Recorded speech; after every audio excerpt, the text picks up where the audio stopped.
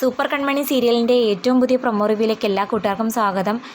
കൺമണിയുടെയും കൃഷിൻ്റെയും വിവാഹം കാണാനിരുന്ന പ്രേക്ഷകർക്ക് വലിയൊരു തിരിച്ചടിയാണ് കിട്ടിയിരിക്കുന്നത്. കൺമണിയുടെയും കൃഷിൻ്റെയും വിവാഹം നിശ്ചയിച്ച മുഹൂർത്തത്തിൽ നടക്കില്ല എന്ന് മാത്രമല്ല, കൃഷിൻ്റെ ജീവൻ ഒരു വല്ലാത്ത അപകടഘട്ടത്തിലൂടെയാണ് കടന്നു പൊയ്ക്കൊണ്ടിരിക്കുന്നത്.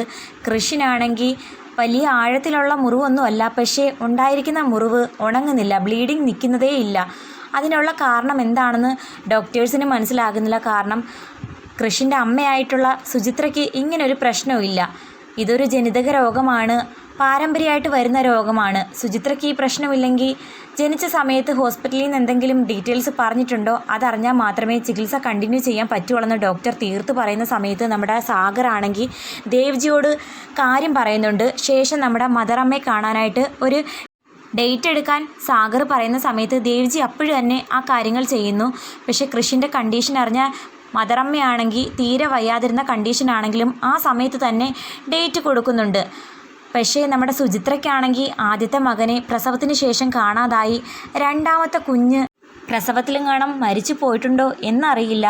ഇനി ആ കുഞ്ഞിന് പകരം എടുത്തു വളർത്തുന്ന മകനാണോ കൃഷ്, അത് നമ്മുടെ ആൻറ്റിയമ്മയ്ക്ക് പോലും ചിലപ്പോൾ അറിയില്ലായിരിക്കും. കാരണം 2 ദിവസം സുചിത്രയ്ക്ക് പോലും സഡേഷനിലായിട്ട് കിടന്നതായതുകൊണ്ട് ഒരു കാര്യങ്ങളും അറിയില്ല.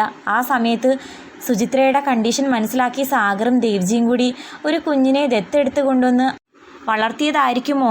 അങ്ങനെയാകാനാണ് ചാൻസ് കൂടുതൽ കഥയുടെ പോക്ക് കണ്ടിട്ട്. എന്തായാലും നമ്മുടെ കൃഷാണെങ്കിൽ വല്ലാത്ത കണ്ടീഷനിൽ കിടക്കുന്നു. കൃഷിനെ കാണാനായിട്ട് കൺമണി ഹോസ്പിറ്റലിലേക്ക് വരുമ്പം ഒരു വിധത്തിൽ അവരാരും കൺമണിയെ അകത്തേക്ക് കയറ്റി വിടുന്നില്ല.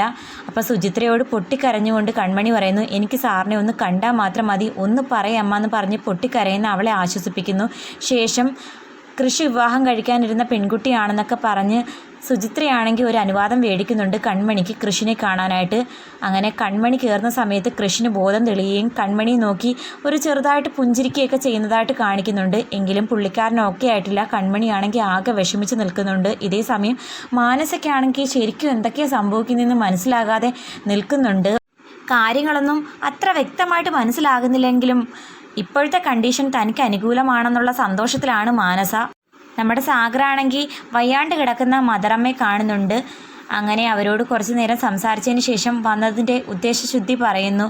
അതായത് കൃഷിന് ഈ ഇടയ്ക്ക് ഒരു ചെറിയ അപകടമുണ്ടായെന്നും പിന്നീടുണ്ടായ കാര്യങ്ങളൊക്കെ പറയുമ്പം മദറമ്മ ആകെ അങ്ങ് ഷോക്കാകുന്നു. ഒരു കാരണവശാലും എൻ്റെ കുഞ്ഞിന് യാതൊരു ആപത്തും സംഭവിക്കാൻ പാടില്ല എന്ന് പറഞ്ഞ് മദറമ്മ നടന്ന കാര്യങ്ങൾ, അതായത് കൃഷിൻ്റെ ജനന സമയത്ത് തനിക്കറിയാവുന്ന ഡീറ്റെയിൽസ് എല്ലാം തുറന്നു പറയുന്ന ആ ഒരു ഭാഗമാണ് നാളത്തെ എപ്പിസോഡ്. കാത്തിരിക്കാം കൃഷിൻ്റെ ജന്മരഹസ്യം അറിയാനായിട്ട്. വീഡിയോ ഇഷ്ടമായാൽ തീർച്ചയായിട്ടും ഒന്ന് സബ്സ്ക്രൈബ് ചെയ്ത് സപ്പോർട്ട് ചെയ്യാൻ മറക്കല്ലേ കൂട്ടുകാരെ.